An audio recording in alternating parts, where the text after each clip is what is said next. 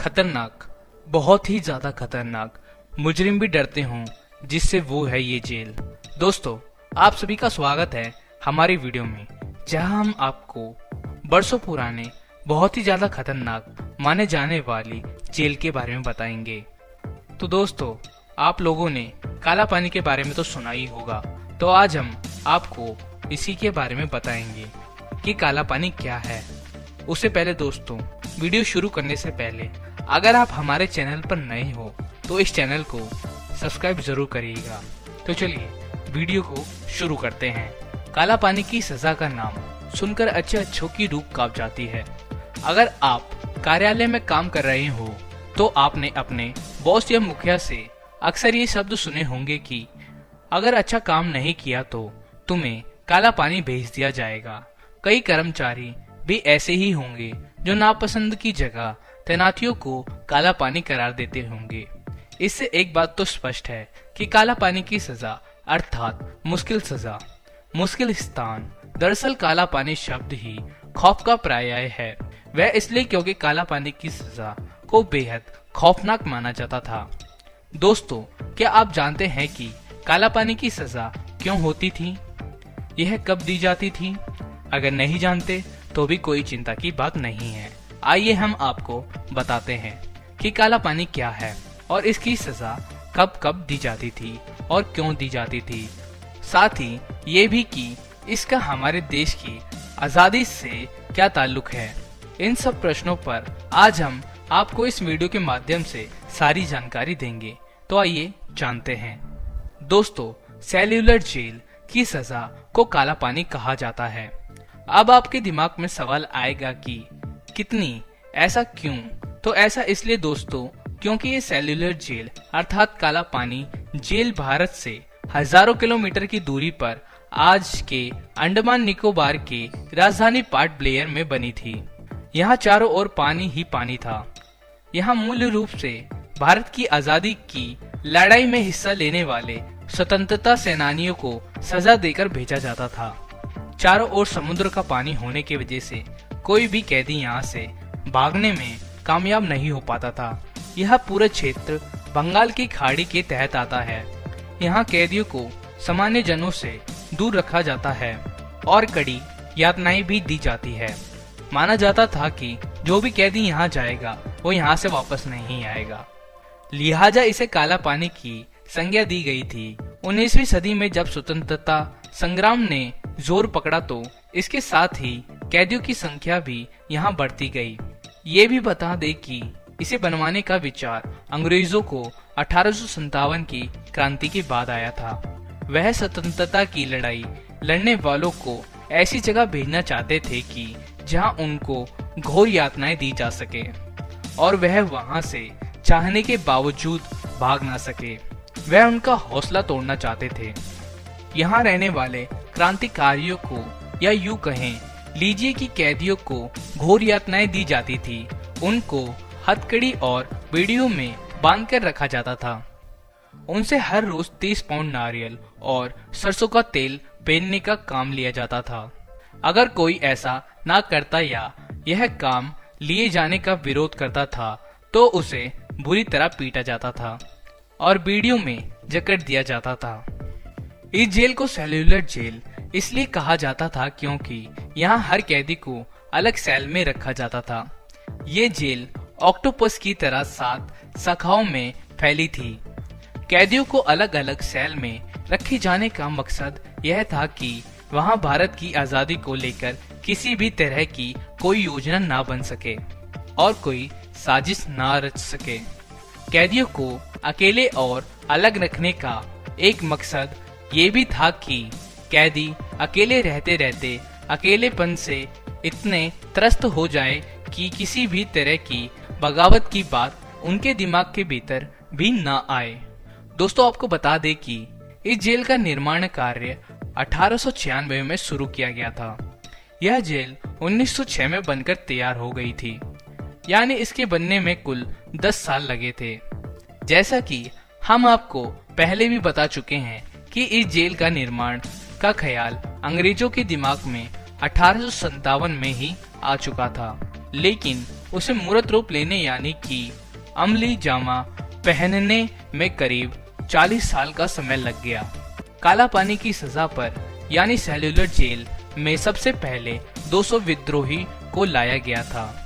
उन्हें jailer David berry और major James petition walker की सुरक्षा में यहाँ लाया गया था। इसके बाद 733 विद्रोहियों को कराची, जो कि अब पाकिस्तान में है, से यहाँ लाया गया था। न केवल भारत बल्कि बर्मा से भी यहाँ सेनानियों को सजा सुनाए जाने के बाद कैदी बनाकर यहाँ लाया गया था। दोस्तों, आपको बता दें कि काला पानी की निशानी सेल्यूलर जेल में 3 मंजिल वाली कुल 7 शाखाएं बनाई गई थी। इस जेल में कुल 696 सेल थे और हर सेल का साइज 4.5 गुना और 2.7 मीटर था। इसमें कोई राशन कक्ष नहीं था। 3 मीटर की ऊंचाई पर खिड़कियां लगी हुई थी, यानी अगर कोई कैदी जेल से निकलना चाहे तो वह आसानी से निकल सकता था।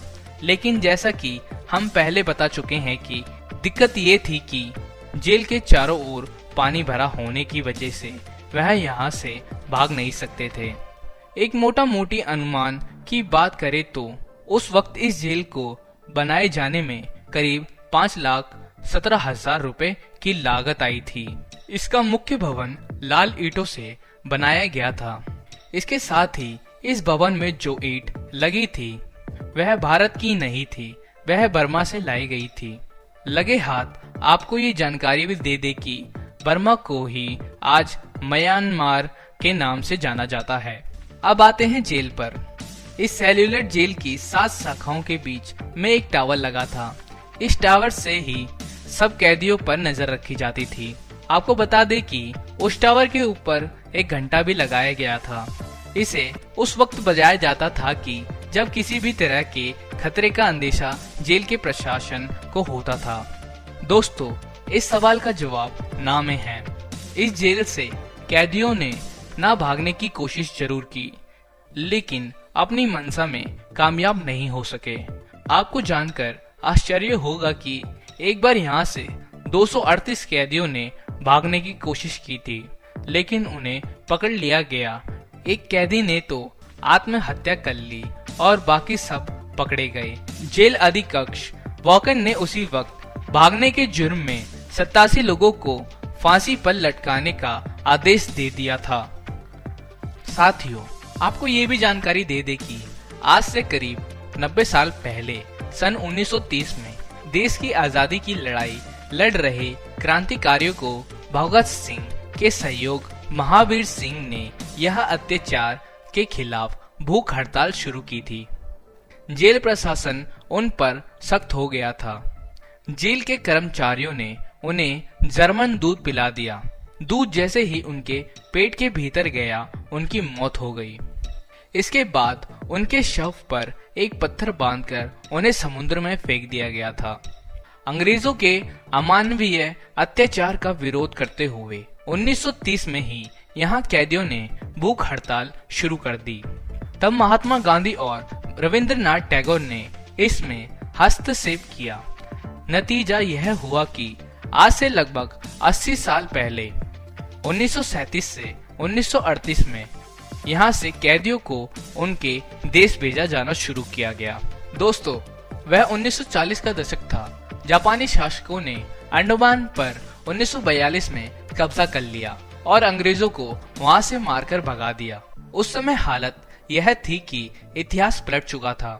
अंग्रेज कैदियों को सेल्यूलर जेल में ही बंद कर दिया गया था। उस दौरान नतीजा सुभाष चंद्र बोस ने भी सेल्यूलर जेल का दौरा किया। 7 में से 2 शाखाओं को जापानी ने उसी समय नष्ट कर दिया था। द्वितीय विश्व युद्ध खत्म होने के बाद 1945 में यहाँ फिर अंग्रेजों ने कब्जा कर लिया।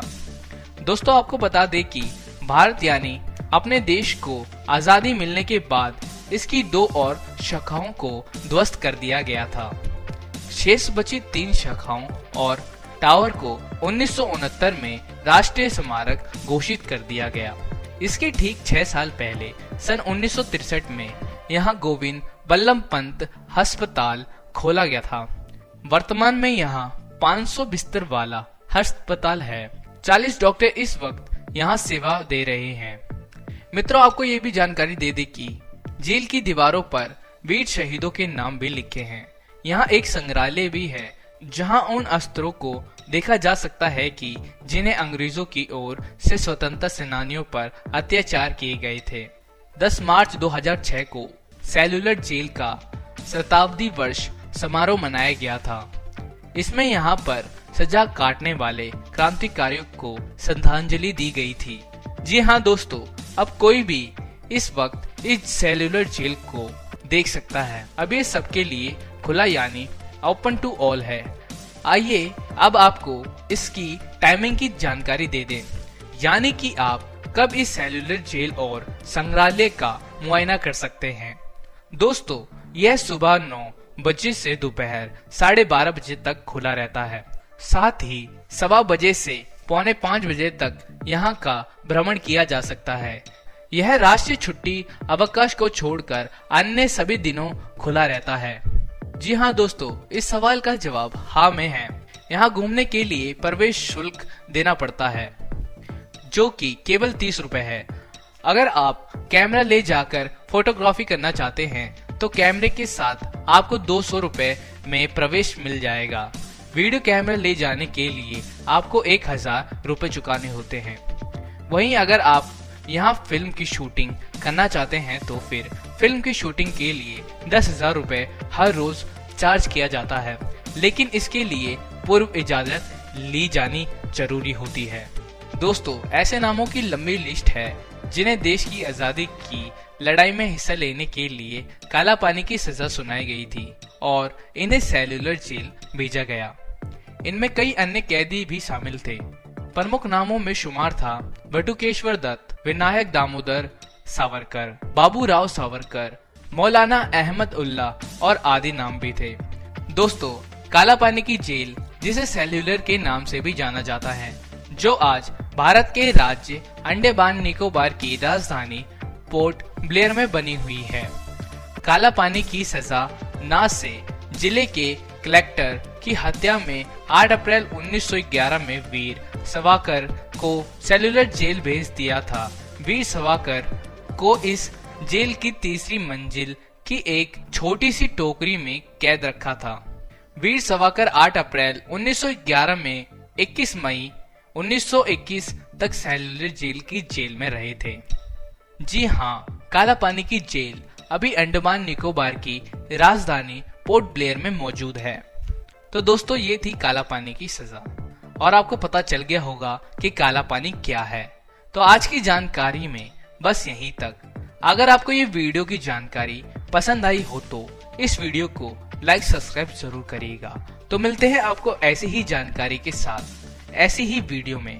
तब तक के लिए बाय बाय।